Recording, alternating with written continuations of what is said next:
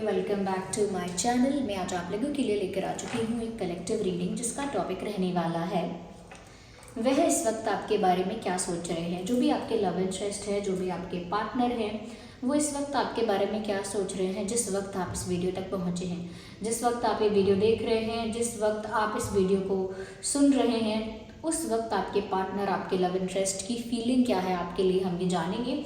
And as you all know कि reading general है, collective है, सभी ज़ोडिएक साइंस के लिए है, हर उम्र के व्यक्ति के लिए है, टाइमलेस है। जब भी आप इस वीडियो तक पहुंचेंगे आपके साथ तभी रेजोनेट करेगा, फिर चाहे आप इस वीडियो तक कितने भी समय बाद क्यों ना पहुंचे हो। क्योंकि ये कलेक्टिव जनरल रीडिंग है, इसीलिए इसे ओपन माइंडेड होकर सुनिएगा और ज़बरदस्ती खुद को रीडिंग में फिट इन करने की कोशिश मत कीजिएगा। ओके। और साथ ही साथ व्यूअर्स, ये जो रीडिंग है वो लव इंटरेस्ट के लिए एप्लीकेबल है, तो किसी और के लिए, किसी स्ट्रेंजर के लिए मत देखिएगा, किसी फ्रेंड के लिए मत देखिएगा। ये स्पेशली लव इंटरेस्ट के लिए ही एप्लीकेबल है। ओके। फिर आपका कोई भी ज़ोडिएक साइन हो, आपके पार्टनर का कोई भी ज़ोडिएक साइन हो या आपका कोई भी ज़ोडिएक साइन हो, रीडिंग रेजोनेट आपकी सिचुएशन से कर सकती है। ओके व्यूअर्स, आप लोग अगर नए हैं हमारे चैनल पर, आपने अब तक सब्सक्राइब नहीं किया है, फटाफट सब्सक्राइब कर लीजिए, बेल आइकन को प्रेस कर लीजिए ताकि जब भी मैं कोई रीडिंग लेकर आऊँ आप उसे मिस ना कर पाए। इसीलिए सब्सक्राइब करिए, बेल आइकन को प्रेस करिए। Okay. Ignore that noise of aeroplane as usual. Okay viewers, उसके साथ साथ आप हमें इंस्टाग्राम पर फॉलो कर सकते हैं। इंस्टाग्राम का लिंक आपको डिस्क्रिप्शन में मिल जाएगा और साथ ही साथ आप हमारी वेबसाइट शीबा को एक्सप्लोर कर सकते हैं। मैं रीडिंग्स के दौरान जो भी क्रिस्टल्स और स्टोन्स के बारे में बताती हूँ, ओके, जो भी क्रिस्टल ब्रेसलेट्स के बारे में बताती हूँ, वो triple A quality authentic crystal bracelets हमारी वेबसाइट पर अवेलेबल हैं। सर्टिफाइड ब्रेसलेट्स, यानी कि उनकी ऑथेंटिसिटी को प्रूव करने के लिए आपको सर्टिफिकेट भी प्रोवाइड किया जाएगा। ओके।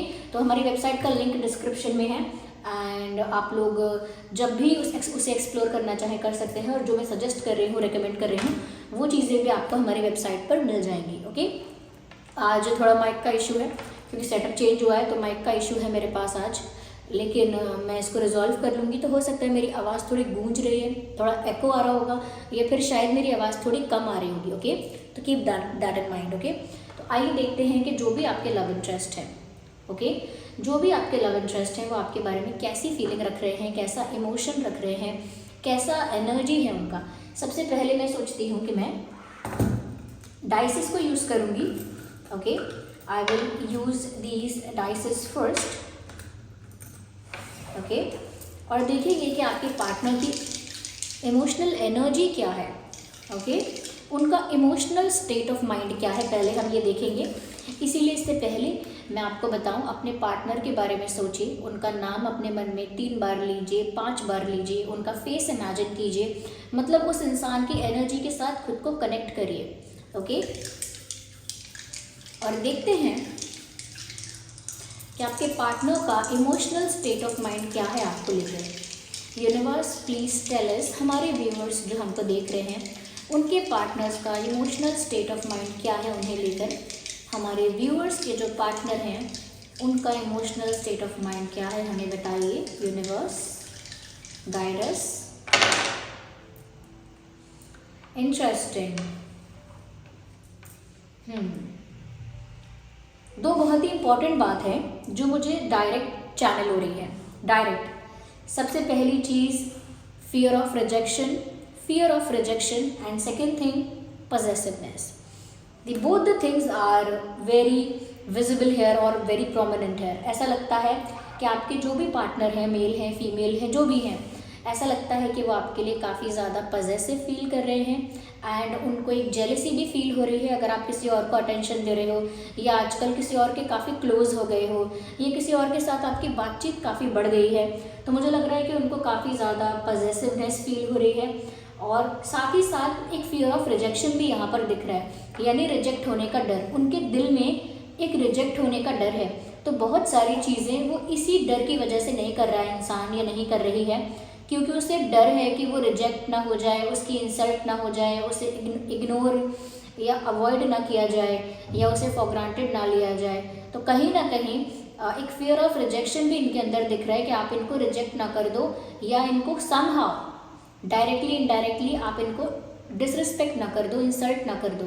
तो एक फियर ऑफ रिजेक्शन है इस इंसान के दिमाग में इस समय, एक डर है रिजेक्ट होने का, इसीलिए खुद ही कॉल नहीं करते कि नहीं उठाया तो बेइज्जती, खुद ही मैसेज मत करो क्योंकि अगर रिप्लाई नहीं आया तो बेइज्जती। Okay, so that is how they are functioning their mind. इस तरह से व्यक्ति अपने माइंड को कंडक्ट कर रहा है, चला रहा है। दूसरी चीज़ ये लगती है मुझे यहाँ पर कि एक पॉजेसिवनेस भी पैरेलल चल रही है, साथ साथ एक पॉजेसिवनेस भी है, क्योंकि यहाँ पर ऐसा लगता है कि ये जो इंसान है ये सोचता है कि आप किसी और को अटेंशन ना दें, आप किसी और को इम्पोर्टेंस ना दें, किसी और को प्रायोरिटी ना दें। अगर कोई दोस्त भी है आपका तो उसके साथ आप ज़्यादा फ्रैंक, ज़्यादा फ्रेंडली और ज़्यादा ओपन अप ना हो। जबकि मुझे लग रहा है हो सकता है आपकी किसी से बात होती है या आप किसी को अटेंशन देते हो, या हो सकता है कि आप बहुत ज़्यादा किसी के साथ आपको ना बहुत ज़्यादा कोऑर्डिनेट करना पड़ता है, कम्युनिकेट करना पड़ता है। तो इनको बहुत पॉजेसिवनेस फील हो रही है, क्योंकि ये खुद तो रिजेक्शन के डर की वजह से कुछ भी एफर्ट नहीं लेना चाहते। ओके, उनका एफर्ट रिजेक्ट ना कर दिया जाए, उनका जेस्चर इग्नोर ना कर दिया जाए। ओके, तो खुद तो रिजेक्शन के डर की वजह से कोई एफर्ट नहीं लेना चाहते, लेकिन अगर आप किसी और के साथ फ्रेंडली हो जाते हैं या किसी और को अटेंशन या प्रायोरिटी देने लगते हैं, किसी और के साथ क्लोज हो जाते हैं और कम्युनिकेट करते हैं किसी और के साथ, तो इस इंसान को बहुत ज़्यादा पॉजेसिव फील होता है। तो ये चीज़ मैं देख रही हूँ कि पॉजेसिवनेस बहुत ज़्यादा है, मतलब एकदम आपके ऊपर अपना अधिकार मानता है ये व्यक्ति कि इनके ही हो आप, किसी और के कैसे हो सकते हो, लेकिन खुद से कोई एफर्ट लेकर भी कोशिश भी नहीं करते। तो ये खुद एक डिलेमा में है, कन्फ्यूजन में है, असमंजस में है, एक डिलेमा में ये खुद है ये इंसान, और लग रहा है कि जैसे कंफ्यूज हो रहे हैं।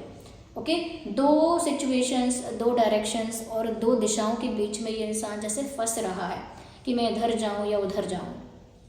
ओके, मतलब मैं एफ़र्ट ले लूँ बिना डर के कि रिजेक्ट हो गए तो हो गए, एफ़र्ट ले लेता हूँ या ले लेती हूँ, कोशिश करती हूँ, अगर इग्नोर हो गई तो हो गई, कोई बात नहीं, ये मेरी बात नहीं सुनी गई या मुझे अवॉइड किया गया, चलो ट्राई तो करते हैं। एक ये डायरेक्शन हो गया। एक डायरेक्शन ऐसा है कि ये क्योंकि बहुत ज़्यादा पॉजेसिव है आपके लिए, तो अपनी पॉजेसिवनेस को क्या कंट्रोल करें। ओके, तो मुझे लगता है कन्फ्यूजन है इनको, एक स्टकनेस में है ये इंसान, इनका दिल, इनकी फीलिंग्स को भी इन्होंने ट्रैप करके रख लिया है, ऐसा लगता है। तो ये डाइसेस में दिख रही है इनकी energy. We will use the old tarot deck, just a second. या तो ये ओल्ड टैरो डेक जो है हम इसे यूज़ करेंगे, we will keep them aside. Okay, universe please tell us कि हमारे जो व्यूअर्स हैं उनके पार्टनर की इमोशनल एनर्जी जो निकल कर आई है यहाँ पर, उसे और क्लैरिफाई कीजिए। ओके, हमारे व्यूअर्स के जो पार्टनर हैं, हमारे व्यूअर्स के जो लव इंटरेस्ट हैं, उनके पार्टनर्स की जो इमोशनल एनर्जी निकल कर आई है उसे और क्लैरिफाई करिए और इलैबोरेट करिए, हमारे व्यूअर्स को गाइड कीजिए। व्यूअर्स, जिस भी सुप्रीम पावर को आप बिलीव करते हैं उनके बारे में सोचिए, उनके साथ कनेक्ट कीजिए, उनको कहिए, उनको बोलिए कि वो आपको गाइड करें। ओके, आइए देखते हैं, हमारे व्यूअर्स को गाइड कीजिए। वेल, कार्ड्स तो काफ़ी सारे स्लिप हुए हैं, लेकिन अनफोल्ड केवल एक ही हुआ है। I have to consider it.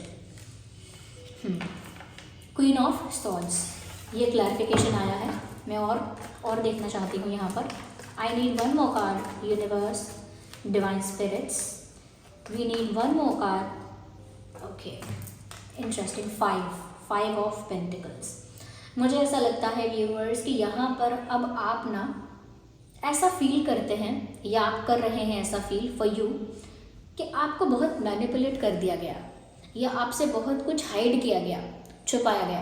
तो आपसे बहुत कुछ छुपाया गया, सीक्रेसी रखी गई, साथ ही साथ बहुत सारी बातों के लिए या कुछ बातों के लिए आपको मैनिपुलेट किया गया। तो ये बात आपको इतना ज़्यादा अंदर से ट्रिगर कर रही है या अंदर से हर्ट कर रही है या आपको अंदर से एक बैड फीलिंग आ रही है कि अब आप ना बहुत ज़्यादा प्यार के पीछे ना भागकर सिर्फ सच जानना चाहते हैं। You are not chasing love any more, you are chasing the justice, you are looking for justice, you are asking for justice. ऐसा लगता है कि अब आप बहुत ज़्यादा प्यार मिले, अटेंशन मिले, मेरे लिए ये करो, मेरे लिए वो करो, उन चीज़ों से ऊपर उठकर अब आप चाहते हैं कि जो आपके साथ मैनिपुलेशन हुआ, जो भी आपके साथ ट्रिक्स और टैक्टिक्स अपनाए गए, जो भी आपके साथ अगर माइंड गेम खेला गया है या कुछ हाइड किया गया है आपसे, तो यहाँ पर अब आप चाहते हैं कि आपको क्लैरिटी मिले, आपके सामने जो ट्रुथ है ना वो रिवील हो जाए। तो आप एक स्ट्रेट फॉरवर्ड एनर्जी में ज़्यादा हैं। मैं व्यूअर्स आपके लिए कह रही हूँ कि आप उस एनर्जी में है ही नहीं कि जहाँ पर आप वल्नरेबल हों, जहाँ पर आप सैड हों, जहाँ पर आप बहुत ज़्यादा अटेंशन के लिए डेस्परेट हो, प्यार के लिए, रोमांस के लिए डेस्परेट हो। उस एनर्जी से ऊपर उठ रहे हो अब आप, ऐसा लगता है। और क्लैरिटी चाहते हो, मतलब प्यार करते हो नहीं करते हो बात की बात है, लेकिन मुझे अब सच्चाई जानना है। Do not make me a emotional fool, मुझे एक इमोशनल फूल मत बनाओ, ओके। एक भावुक बुद्धू मुझे मत बनाओ, ओके। तो वो आपकी एनर्जी है। और मुझे यहाँ पर ऐसा लगता है कि आपके पार्टनर है ना, इसी एनर्जी को फेस नहीं कर सकते, जो भी आपके लव इंटरेस्ट है। पहली बात तो ये, उनको रिजेक्ट होने का डर है, और वो डर अब समझ में आ रहा है क्यों है, क्योंकि इन्होंने बहुत कुछ छुपाया है, बहुत कुछ फैक्ट्स को मैनिपुलेट किया है, इसीलिए इनको डर है कि ये रिजेक्ट हो जाएंगे या आप इनकी बात नहीं सुनोगे, क्योंकि इन्होंने आपको गुस्सा कर दिया है, इन्होंने आपको इनफ नाराज़ कर दिया है, इन्होंने आपको इनफ हर्ट कर दिया है, इन्होंने आपको इनफ फेडअप कर दिया है, काफ़ी फेडअप कर दिया है। इसीलिए अब आप सच जानना चाहते हो, क्लैरिटी चाहते हो, जस्टिस चाहते हो, और इमोशनल चीज़ों के पीछे अब नहीं भाग रहे हो। तो इसीलिए ये आपको फेस नहीं कर सकते, क्योंकि आपको चाहिए क्लैरिटी, और ये आपको सब चीज़ों पर क्लैरिटी नहीं दे सकते। हर चीज़ के लिए क्लैरिफिकेशन, हर चीज़ के लिए एक्सप्लेनेशन और आंसर्स इस इंसान के पास है ही नहीं जवाब। इसीलिए ये आपको फेस करने में डरते हैं, क्योंकि आप रिजेक्ट क्यों करोगे, आप इनकी बातों को या इस इंसान को रिजेक्ट क्यों करोगे, क्योंकि आप उस एनर्जी में हो, एक जज वाली एनर्जी, एक स्ट्रेट फॉरवर्ड किंग या क्वीन वाली एनर्जी, जो बस न्याय करेगा या फिर जो सही है वही करेगा, इमोशनल होकर, भावुक होकर और ज़्यादा बेवकूफ़ नहीं बनेगा, ऐसा। तो आपकी एनर्जी इस समय बहुत स्ट्रेट फॉरवर्ड है, बहुत स्ट्रिक्ट टाइप की है, डिसिप्लिन टाइप की है, और ये उस एनर्जी से इंटिमिडेट हो रहे हैं या हो रही हैं। ये जो भी हैं, जो इंसान झूठ बोलता है ना, वो सच बोलने वाले इंसान के व्यक्तित्व से घबरा जाता है, या वो बहुत ज़्यादा स्ट्रेट फॉरवर्ड या justice oriented type of person से डर जाता है। तो ये भी आपको फेस करने में डर रहे हैं। ये जो फियर ऑफ रिजेक्शन आया है ना, वो इसीलिए आया है क्योंकि इन्हें आपकी पर्सनालिटी से इंटिमिडेशन फील हो रही है, एक डर महसूस हो रहा है। आपको फेस करने का कॉन्फिडेंस या करेज इस इंसान के अंदर है ही नहीं। And second thing is that, मुझे लग रहा है कि ये जो पर्सन है ना, अब ये निराश हो गए हैं अपनी ही प्लानिंग से, कि जैसा मैंने सोचा था, जैसा मैंने प्लान किया था, जैसा मैंने अपने माइंड में एक्सपेक्ट किया था, वैसा वैसा कुछ नहीं हुआ। हो सकता है इन्होंने जब कुछ सीक्रेट्स मेंटेन किए, कुछ स्ट्रैटेजी बनाई, कोई माइंड गेम खेला या कुछ मैनिपुलेशन किया, तो ऑफकोर्स इनके दिमाग में एक आइडिया होगा, एक प्लान होगा, किसी तरह का चार्ट होगा, किसी तरह का रोड मैप इनके दिमाग में होगा, कोई प्लानिंग होगी, कोई विजन होगा, लेकिन वो सक्सेसफुल नहीं हुआ, बैकफायर कर गया। वो जो भी उन्होंने प्लान किया वो उन्हीं के अगेंस्ट बैकफायर किया है, यानी कि उन्हीं के अगेंस्ट वो चीज़ टर्न हो गई है, और अब इनको बहुत डिसअपॉइंटमेंट हो रही है कि जैसा मैंने सोचा था, एज एक्सपेक्टेड वैसा नहीं हुआ, जैसा मैंने एक्सपेक्ट किया है, जैसा मैं चाहता था, जैसा मैं चाहती थी, दैट डिडंट हैपन, वो चीज़ हुई नहीं। तो मुझे लग रहा है कि इनको अपने प्लानिंग के ख़राब होने पर भी डिसअपॉइंटमेंट है कि इनकी एक्सपेक्टेशन के अकॉर्डिंग नहीं हुआ कुछ। और देखते हैं, I think they need you also, they have this feeling, उनके दिमाग में अब ये फीलिंग है कि अब उन्हें आपकी ज़रूरत भी बहुत ज़्यादा है। ऐसा महसूस हो रहा है उनको जैसे उन्हें आपकी ज़रूरत है। Universe tell us more about it, हमें इस बारे में और बताइए, और क्या फील कर रहे हैं या क्या सोच रहे हैं। Universe tell us more about it, tell us more about it. Well, we need one card and one pen. Tell us more about it, universe. देख लीजिए, यूनिवर्स हम बार बार बोल रहे हैं कि और बताइए और बताइए, और डायरेक्ट यहाँ पर मैजिशियन का कार्ड आ गया है। ये इंसान क्योंकि एफर्ट लेने में भी डर रहा है या डर रही है, आपको फेस करने में भी डर रहा है या डर रही है, साथ ही साथ इन्होंने ऑलरेडी जो प्लान किया था, जो एक्सपेक्ट किया था, वैसा हुआ भी नहीं, इनका प्लान बैकफायर कर चुका है, इनका प्लान अनसक्सेसफुल हो चुका है। तो वहाँ पर भी कुछ उम्मीद नहीं दिख रही है इस इंसान को, डिसअपॉइंटमेंट है वहाँ पर भी। दूसरा, इन्हें आपकी ज़रूरत भी है, फेस नहीं कर सकते लेकिन ज़रूरत है आपकी, इमोशनल नीड है, ओके। तो यहाँ पर मैजिशियन का कार्ड बताता है they are now completely dependent on universe, on divine powers। ऐसा लगता है कि अब ये इंसान सब कुछ बस किस्मत पर छोड़ रहा है, ओके। सब कुछ किस्मत पर छोड़ रहा है, सब कुछ यूनिवर्स पर छोड़ रहा है, सब कुछ भगवान पर छोड़ रहा है। Complete surrender, complete dependency on divine powers, complete surrender and complete dependency on supreme power, okay, on universe. तो मैं कुछ नहीं कर सकता, अब जो भी होगा भगवान करेंगे, अब मुझसे कुछ नहीं होगा, बात मेरे हाथ से निकल चुकी है, अब जो किस्मत में होना होगा वो होगा, यानी जो मेरी किस्मत में अब लिखा है वो होगा, जो भगवान ने सोच रखा है अब वो होगा, अब तो जो होगा वो ईश्वर की इच्छा। इस तरह का सरेंडर करना, या इस तरह का सरेंडर भी नहीं है ये तो लास्ट ऑप्शन है। जब आप सब कुछ करके देख लेते हैं, साम दाम दंड भेद, और कुछ भी काम नहीं आता है, तो आप क्या बोलते हैं, अब जो ईश्वर की इच्छा या फिर जो किस्मत में लिखा होगा वो, तो उस टाइप का सरेंडर करना है ये, ओके। ये कोई स्पिरिचुअल सरेंडर करना नहीं है कि आध्यात्मिक होकर सरेंडर कर दिया भगवान को, भगवान पर फेथ है, वो नहीं। एट दी एंड जब कोई रास्ता नहीं है तो फिर कंप्लीट डिपेंडेंसी इंसान किस्मत पर डाल देगा, या कंप्लीट डिपेंडेंसी इंसान यूनिवर्स पर डालेगा, और इन्होंने वही किया है। तो इन्होंने सोच लिया है कि ना तो मैं फेस कर सकता, ना कर सकती, ना एफर्ट ले सकता, ना ले सकती, मैं बस यूनिवर्स पर छोड़ देता हूँ। तो ये सरेंडरिंग से ज़्यादा डिपेंडेंसी है। किसी को समर्पित होना या किसी पर निर्भर होना, दोनों में फ़र्क है। इन्होंने यूनिवर्स को समर्पित नहीं किया है, अगर समर्पित ही इतना किया होता तो इतना दिमाग नहीं चलाते, ये नहीं चलाती। लेकिन सरेंडर की जगह इन्होंने क्या किया है, निर्भरता, डिपेंडेंसी, यूनिवर्स पर निर्भर हो गए हैं कि ठीक है अब आप जो करोगे, जो डेस्टिनी में होगा वो सब, क्योंकि उनके पास अब कोई रास्ता नहीं है, कोई प्लानिंग नहीं है, प्लानिंग फ्लॉप हो गई, एक्सपेक्टेशन जो उनकी थी वैसा नहीं हुआ, आपको फेस कर नहीं सकते, आपकी एनर्जी भी बहुत ज़्यादा स्ट्रिक्ट और बहुत ज़्यादा स्ट्रेट फॉरवर्ड है, वो क्या करें, ओके। यहाँ पर सभी साइंस आ गए क्योंकि मैजिशियन का कार्ड आ गया, तो फिर Aries, Leo, Sagittarius, Gemini, Libra, Aquarius, cancer, Scorpio, Pisces and taurus, Virgo, Capricorn, सभी साइंस यहाँ पर आ चुके हैं। सबसे ज़्यादा प्रोमिनेंट अगर कोई साइन है तो वो टॉरस, वर्गो, कैप्रिकॉर्न है, बट सभी साइंस यहाँ पर आ चुके हैं।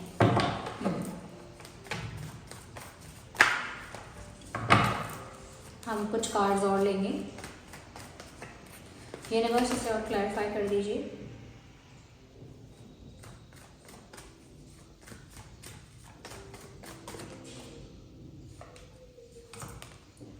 Six of cups, looks like this person is missing you badly. मैंने कहा ना इनको आपकी ज़रूरत है, ये आपको याद भी कर रहे हैं, ये आपको याद कर रहे हैं, आपके साथ की हुई बातें इनको याद आ रही हैं, आपके साथ बिताया हुआ पल, आपके साथ बिताया हुआ टाइम याद आ रहा है इस इंसान को।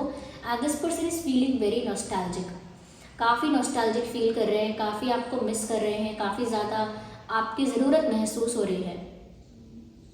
दे वॉन्ट गेट बैक, या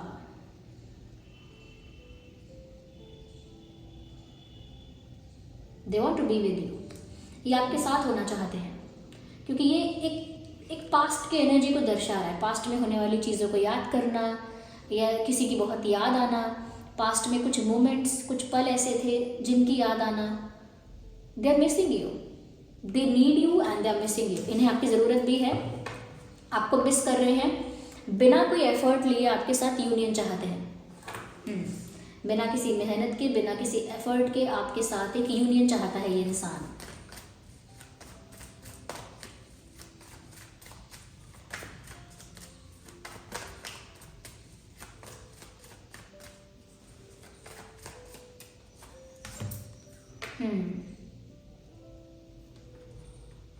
मैंने कहा ना सरेंडर नहीं है, डिपेंडेंसी है यूनिवर्स पर। वही चीज़ यहाँ निकल कर आई कि अंत में इन्होंने सब कुछ भगवान के हाथ में छोड़ा हुआ है, अंत में इन्होंने सब कुछ किस्मत के हाथ में छोड़ा हुआ है, क्योंकि इनको लग रहा है कि इन्होंने जो कुछ किया वो पर्याप्त नहीं है, इन्होंने जो कुछ भी सोचा, जो कुछ भी किया वो इनफ नहीं है, वो पर्याप्त नहीं है, और अब इनके हाथ में बहुत कुछ नहीं बचा है, इनके हाथ में अब ज़्यादा कंट्रोल नहीं है चीज़ों का। तो मुझे लग रहा है कि एक डिसअपॉइंटमेंट, एक सैडनेस तो इनके अंदर है कि मैंने जो कुछ सोचा वो सब व्यर्थ हो गया, सब वेस्ट हो गया। इतना कुछ जो मैंने सोचा, जो मैंने प्लान किया, या फिर अब तक जो मैंने इन्वेस्टमेंट की थी, यानी उन्होंने आपसे अटैचमेंट तो उनको आपसे हुई, उनको आपसे अटैचमेंट भी हुई, उनका आपके साथ कनेक्शन डेवलप हो रहा था अंदर से, एक रोमांस डेवलप हो रहा था अंदर से। तो उनको लग रहा है कि क्या वो सब कुछ वेस्ट हो गया, क्या वो सब कुछ अब ख़त्म, तो एक सैडनेस है यहाँ पे। वो चाहते हैं कि जितना भी उन्होंने सोचा था, जितना भी इन्वेस्ट किया था इमोशनली और एनर्जी वाइज, उस सब का कुछ रिटर्न मिलना चाहिए और उन्हें आपके साथ अब यूनियन चाहिए। एक और कार्ड लेते हैं हम। वो चाहते हैं कि आप दोनों के बीच में एक्सचेंज स्टार्ट हो जाए, गिव एंड टेक स्टार्ट हो जाए। कुछ आप कहें, कुछ वो कहें, एक कॉन्वर्जेशन, कुछ आप शेयर करें, कुछ वो शेयर करें, कुछ वो आपके लिए जेस्चर्स करें, कुछ आप उनके लिए जेस्चर्स करें।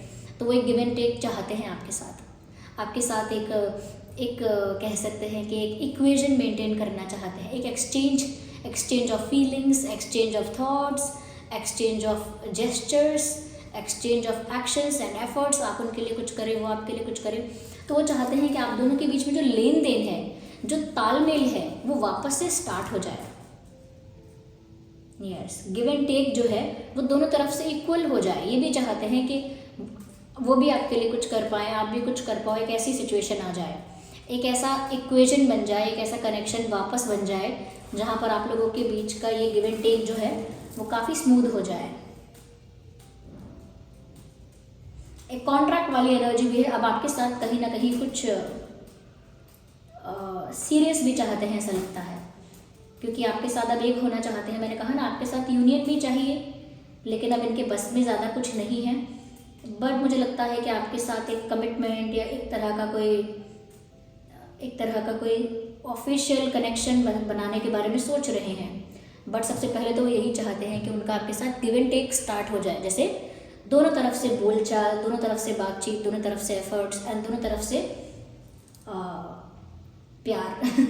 ओके, या तो मैंने ऑलरेडी सभी साइंस बता दिए यहाँ पर। और अब जो मैं इस रीडिंग में देख पा रही हूँ, अगर कुछ इम्पोर्टेंट मंथ हैं तो वो हो सकता है मई, जून, दिसंबर, जुलाई, जनवरी एंड नवंबर। ये कुछ महीने हैं जो आपके लिए या उनके लिए रेलेवेंट हो सकते हैं। पास्ट में रेलेवेंट हो सकते हैं या फ्यूचर में भी रेलेवेंट हो सकते हैं ये महीने। ओके, तो ये व्यूअर्स रीडिंग है। यहाँ पर अगर कोई इम्पोर्टेंट डेट है तो 5/15/25, 6/16/26, 2/12/22, 7/17/27, 1/11/21, 31, 8/18/28, 4/14/24, या और कुछ मंथ और हैं। अप्रैल मंथ भी इम्पॉर्टेंट है और अगस्त इम्पॉर्टेंट है। अप्रैल, अगस्त एंड फरवरी, ये 3 महीने और इम्पॉर्टेंट हैं। अप्रैल, अगस्त और फरवरी ये पास्ट में इम्पॉर्टेंट रहे हो सकते हैं कि पास्ट में कोई इम्पॉर्टेंट इंसिडेंट हुआ होगा इन महीनों में, या आगे आने वाले समय में इन महीनों में कुछ इम्पॉर्टेंट इंसिडेंट हो सकता है। ओके, अब इस सिचुएशन के लिए मैं जो मुझे समझ में आ रहा है, यहाँ जिस चीज़ की ज़रूरत लग रही है वो मैं रिकमेंड कर देती हूँ। जो लोग ऐसा इशू फेस करते हैं लाइफ में, पहली चीज़ तो व्यूअर्स ये कि आप चाहते हैं कि आपके सामने इंसान की सच्चाई आ जाए। अगर आप चाहते हैं कि अगर आपसे कोई कुछ छुपा रहा है, अगर कोई कुछ है जो आपसे कुछ हाइड करने की कोशिश कर रहा है, या कुछ बातों को मैनिपुलेट करने की कोशिश कर रहा है, और आप चाहते हैं कि आपके सामने ट्रुथ रिवील हो जाए। ओके, अगर आपको डाउट है तो आप चाहते हैं सच्चाई सामने आ जाए, क्लैरिटी आपको मिल जाए, अगर आप ऐसा चाहते हैं तो यहाँ पर व्यूअर्स, ओके, या हियर आई हैव, मैं पहनी ही हुई हूँ, ये आप यूज़ कर सकते हैं। ये है amethyst, I hope it is visible. ये एमेथिस्ट है व्यूअर्स, ये एमेथिस्ट क्रिस्टल है। ये आपकी इंट्यूशन पावर को इतना स्ट्रॉन्ग बनाता है कि आप पहले से ही इंसान को देख के, भांप के, बात करके समझ जाते हैं कि इसका इंटेंशन क्या है, ये चाहती क्या है, चाहता क्या है, ये कुछ छुपा रहा है, क्या छुपा रहा है। मतलब आपकी इंट्यूशन आपको सब बता देती है। आप इतने ज़्यादा इंट्यूटिव हो जाते हैं कि आपको होने वाली घटनाओं का पहले से आभास हो जाता है। ओके, आपके मन में अगर कोई सवाल है, कोई डाउट है, तो आपकी इंट्यूशन इतनी स्ट्रांग हो जाती है कि आपको सारे सवालों के जवाब आपके अंदर से मिलने लगते हैं, जैसे सपने के थ्रू, या कुछ अंदर से ही आपको प्रेरणा आने लगती है। तो ये आपकी इंट्यूशन को बूस्ट करता है। ज़्यादातर लोग जब एस्ट्रोलॉजी, टैरो रीडिंग या हीलिंग में जाते हैं, सबसे ज़्यादा स्पिरिचुअल पाथ पर जब जाते हैं, आध्यात्मिक होते हैं, तो इसे बहुत यूज़ करते हैं, क्योंकि उनको सामने से सब कुछ क्लियर हो जाता है इंट्यूटिवली, सारे सवालों के जवाब अंदर से ही मिल जाते हैं। तो ये एमेथिस्ट है, ये तो बीड्स के फॉर्म में है, हमारे पास चिप्स के फॉर्म में भी अवेलेबल है। ये रहा, ये चिप्स फॉर्म में अवेलेबल है। और ये बहुत डिज़ाइंड वे में है, ये लड़कियों के लिए बहुत सुंदर है, चिप्स फॉर्म में, एमेथिस्ट चिप्स। ओके, डिज़ाइन अलग है, बाकी दोनों ही सेम क्रिस्टल्स हैं, दोनों ही AAA क्वालिटी ऑथेंटिक क्रिस्टल हैं और दोनों का ही सर्टिफिकेट आपको प्रोवाइड किया जाएगा। ओके, क्योंकि ऑथेंटिसिटी प्रूव होगी सर्टिफिकेट से। ओके व्यूअर्स, और इसको चार्ज करने के लिए आप ये सेलेनाइट प्लेट यूज़ कर सकते हैं।